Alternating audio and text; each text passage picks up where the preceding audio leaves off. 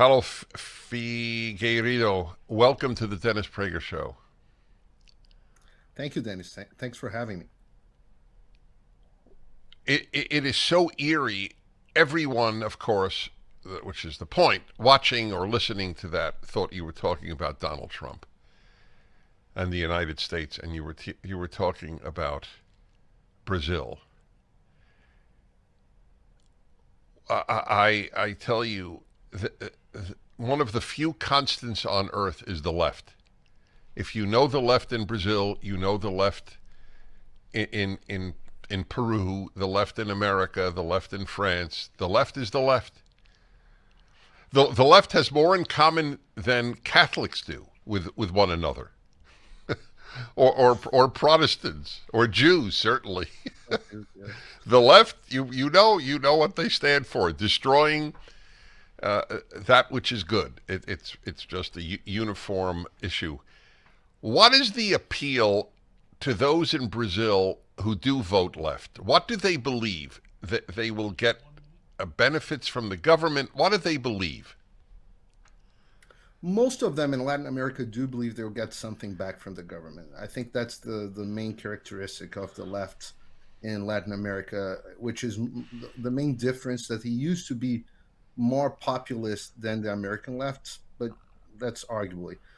And yeah, a lot of people voted for Lula because they think they could get some benefits from the government. Lula expanded the welfare state a lot in Brazil during his first term, so that still attracts a lot of people.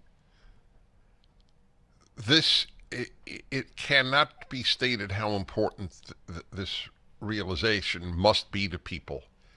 The left buys votes. That's what it amounts to. And I think, Paulo, you'll find interesting my theory on getting hooked on government grants. So we were talking about, I asked you, why are Brazilians, and for that matter, of course, since of the universality of the left, why does anybody vote left? Since all they do is crush their countries. And you answered is because exactly they give things. You know, you vote for us, we'll take more care of you. In America, Paulo, now in many states, the government gives breakfast and lunch. Parents are not necessary any longer.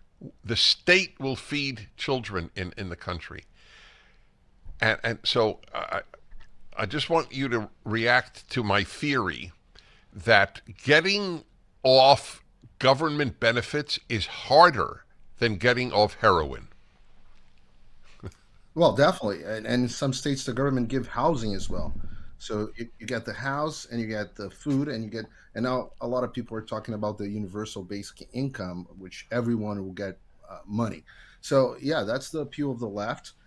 But I would argue that even with that appeal, people are so revolted with the establishment that comprises the left that they wouldn't win in Brazil or the United States if they didn't have help. And that help, uh, the censorship is a big part of it. Being able to censor conservative voices, the right voices, the populist voices, but also they have full control of the electoral process in Brazil, and in many states in the United States, they had full control in 2020, and I'm very curious to see how things play out this year. So, meaning even buying votes, as you properly stated, even that way, it's becoming harder and harder for them to win elections and all over the world. We're going to have elections in Europe this Sunday, and it looks like the right is going to win the majority of the European Parliament. And we had Milei in Argentina, as you definitely know. So it looks like even buying the votes, there's one point that people get tired of it. People notice the destruction they cause, and they have been causing a lot of destruction. And enough is enough. I am deeply interested in seeing when your California will say enough is enough, or New York, or Illinois, Chicago, cities like Chicago, and that have been governed by Democrats forever and by the left forever.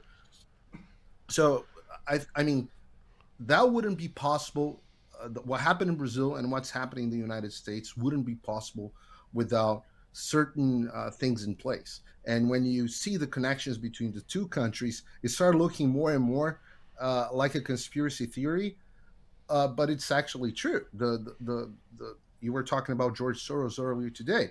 The person who funds all the programs on the Brazilian Superior Electoral Court that supports censorship of conservatives in Brazil, guess who funds it? Well, you got it right. The Open Society Foundation, George Soros. That's And fascinating.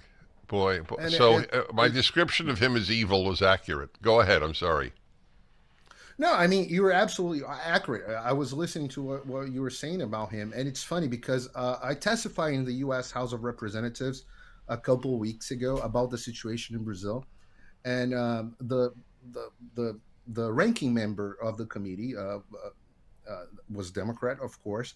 When I mentioned that George Soros was behind the funding of several of censorship initiatives in Brazil, she was like, "Well, I take note of your anti-Semitic comment." I was like, I've been called a Zionist a lot of times, but never anti-Semitic. And the bare fact that I mentioned Soros and all the evil he's doing in Brazil, uh, it was enough for her to deem me anti-Semitic. Of course, I don't think she would call the U.S. universities they're calling for the extinction of Israel. Some students there, I don't think that she would call them anti-Semitic, but the bare fact that I mentioned Soros is anti-Semitic. So I related a lot to what you had to say.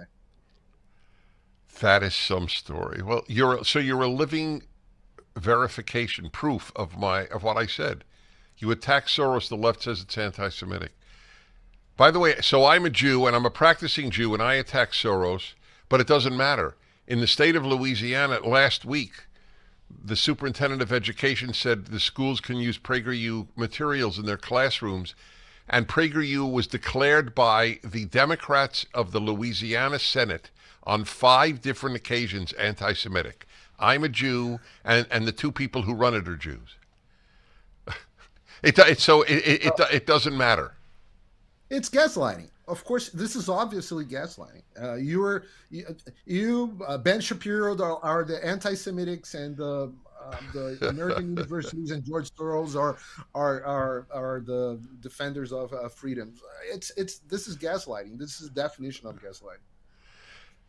So, what do you do? Are you podcasting into Brazil?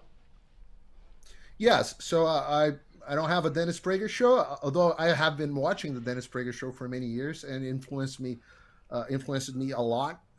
But I have a show in Brazil. I used to host the number one TV show in Brazil. Huh. Some people compare it to like Tucker Carlson of Brazil. Right. Uh, and like when Tucker was on Fox, I was on the Brazilian only conservative media, and they had to fire me because the government opened an investigation against them, and they fired all the conservative commentators, and Wow. they also blocked all my social media by the order of the Supreme Court. So right now, if you try to act, I have like, for example, 1.4 million followers on Twitter. If you try to access my Twitter from Brazil, it appears to you this profile has been removed by an order of the Brazilian Supreme Court. So you can't access from Brazil. You can access from the Well, U.S., then, but you can. so you're in worse shape than we are. If your Supreme Court is doing this, why are you in exile? So apparently, what happened is that I decided to question the Brazilian electoral system. We had a lot of, let's say, weird things happening, and I started to openly question those evidences that were presented. And because of that, they did a couple of things. They first they blocked all my social media, but on the same day, they also froze all my assets in Brazil. I still had significant assets in Brazil and bank accounts and all that. And they even canceled my Brazilian passport. So I have been living in the United States since 2016. I'm a U.S. resident, but I have been going to Brazil. I used to go to Brazil for several months, many times of the year, and now I can't go anymore because because of what they canceled my Brazilian passport, and I'm not a U.S. citizen yet. So So you can't uh, travel out of America anywhere. no, in fact, I can't. So it's and I So it's worse in Brazil. I mean, it's I worse. haven't had my passport canceled. So what I like to compare is that Brazil and the United States, and actually all the world, we have the same virus, and we have different immune systems. And America is not on its prime. Used to be an athlete, used to be in a good shape. Now it's not on its prime, but still, it has a better immune system That's brilliant. because of the That's conservatives, brilliant. the That's conservative correct. ideas. That's And right. Brazil is just a very old with I see. That's so interesting. On what yeah. grounds? On what grounds was your passport canceled? So it's interesting because Brazil is going through this. I mean, we do have a problem with the judiciary system all over the world. We have been following what's happening in the U.S. in the past few weeks, and that's becoming more and more evident. But you know Israel a lot, and you know the Supreme Court of Israel is a big problem. So the conservatives or the right, they win the elections in Israel, but it doesn't really matter because the judiciary is calling the shots, the Supreme Court is calling the shots. So even if you approve a reform for the judiciary, they deem it that's illegal, and it doesn't take place.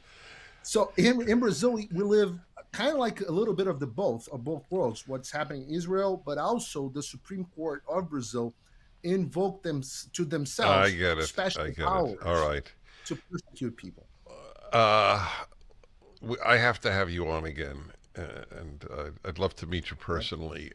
His video, folks, is up at PragerU this week, and Brazil is a cautionary tale. We are we headed toward Brazil, or are we headed to maintaining our freedoms?